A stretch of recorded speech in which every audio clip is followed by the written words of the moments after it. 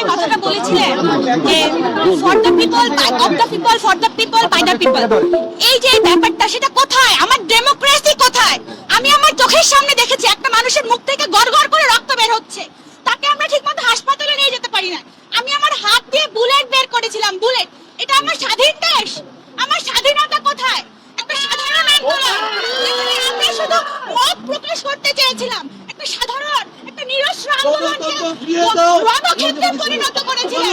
এত মানুষ মারা গেছে, একটা 4 বছরের বাচ্চা, সে তার বাসায় স্বাধীন না। একটা 4 বছরের বাচ্চা যদি বাসায় নিরাপদ না থাকে, তাহলে আপনি এই দেশে কেন আছেন? কিসের স্বাধীনতা আপনি আমাদের দিয়েছেন? আমাদের গণতন্ত্র কোথায়? আমরা এর বিচার চাই। যেই মানুষগুলো মারা গিয়েছে, ওরা প্রত্যেকে বয়সে আমার থেকে ছোট হবে। আমি ঘুমাতে পারি না, আমি ট্রমাটাইজড হয়ে গিয়েছি। আপনি কিভাবে ঘুমান রাতের পর রাত? আমি বুঝি না, আমি ঘুমাতে পারি না, খেতে পারি না ওই বাচ্চাগুলোর মায়ের হাহাকার দেখে। আপনারা এর বিচার করেন, যে বাচ্চাগুলোকে তুলে নিয়ে গিয়েছে ওদের বিচার করেন, ওদেরকে বের করে আনেন, ওরা পরীক্ষার্থী। যখন চিকিৎসক হই তখন আমরা কিছু শপথ নিয়েছি, ওরকম প্রতিটা ডিপার্টমেন্টে পুলিশদেরও শপথ নিতে হয়, সেনাবাহিনীতেও শপথ নিতে হয়, বিজেপিকেও শপথ নিতে হয়। তাদের শপথে নিশ্চয়ই এই ছিল না বাংলাদেশের পতাকাতে গুলি করা। যারা বাংলাদেশের পতাকাতে গুলি করেছে, আমাদের প্রত্যেকটা বাচ্চার গায়ে বাংলাদেশের পতাকা ছিল, কপালে ছিল। যারা গুলি করেছে তারা কোনো বাংলাদেশের মানুষ না, তারা হচ্ছে অমানুষ, তারা হচ্ছে দেশদ্রোহী, তারা হচ্ছে খুনি। তাদেরকে বিচার করা হোক, তাদেরকে অ্যারেস্ট করা হোক। আমাদের যেই বাচ্চাদেরকে, যেই ছোট ছোট বাচ্চাদেরকে, স্টুডেন্টদেরকে যাদেরকে অ্যারেস্ট করা হয়েছে, তাদেরকে অবিলম্বে মুক্তি দেওয়া হোক।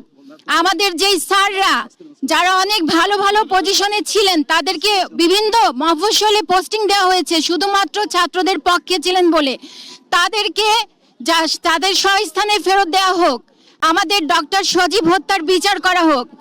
এই পুলিশরা গুলি করে তারা আমাদের পুলিশ না, আমাদের দেশের কেউ না, তারা দেশদ্রোহী।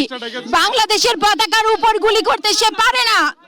আমরা বাংলাদেশের মানুষ, আমাদের বাচ্চারা মারা যাচ্ছে, প্লিজ গুলি করা বন্ধ করুন, প্লিজ। আমরা সারা বাংলাদেশের সকল ডক্টরের পক্ষ থেকে আমরা আসলে একটা ঘৃণ্য প্রতিবাদ জানাতে এসেছি, আমাদের স্টুডেন্টদের পক্ষে প্রোটেস্ট করতে এসেছি। এই যে গত কয়েকদিনে এত এত ফুলের মতো স্টুডেন্ট মারা গেল, মেধা মারা গেল। আমরা কি মেধা বলবো? শুধুই কি মেধা? এরা ছিল আমাদের দেশের সম্পদ, অভাবনীয় সম্পদ।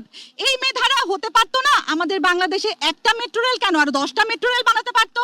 তাদের মধ্যে থেকে অনেকে যারা মারা গিয়েছে, যে মেধাগুলো মারা গিয়েছে, তারা হয়তো বা আরো অনেকগুলো পদ্মা সেতু বানাতে পারতো, বাংলাদেশের বড় বড় ক্রিম লিডার তৈরি হয়ে আসতো।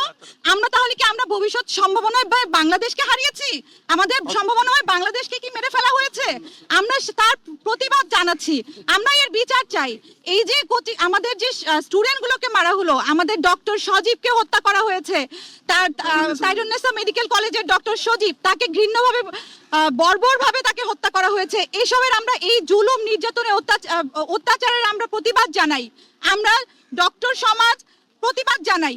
এবং সেই সাথে আমি বলতে চাই যে আপনারা সকল সমাজের সর্বস্তরের জনগণ, আপনারা সকলে মানুষ হয়ে আসুন, মানবতার পাশে দাঁড়ান।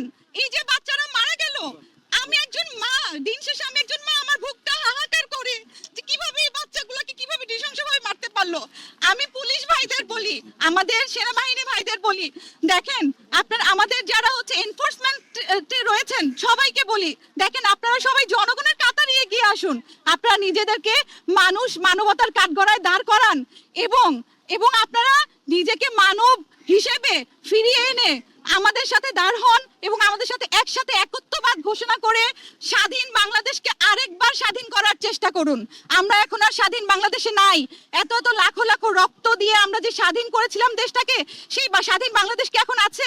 আমরা কি পারছি? এই যে একসাথে গণহারে নির্বিচারে যেভাবে সবাইকে অ্যারেস্ট করা হচ্ছে, স্টুডেন্টদেরকে অ্যারেস্ট করা হচ্ছে, এর বিপক্ষে আমরা কথা বলতে এসেছি। এগুলো বন্ধ করতে চাই। প্লিজ, এই গণহত্যায় নির্বিচারে যে সকলকে অ্যারেস্ট করা হচ্ছে, নির্বিচারে গুলি করা হচ্ছে, ছোট ছোট শিশু বাচ্চারাও রক্ষা পাচ্ছে না, ঘরের ভিতরেও আমরা তাদের রক্ষা দিতে পারছি না, সুরক্ষা দিতে পারছি না।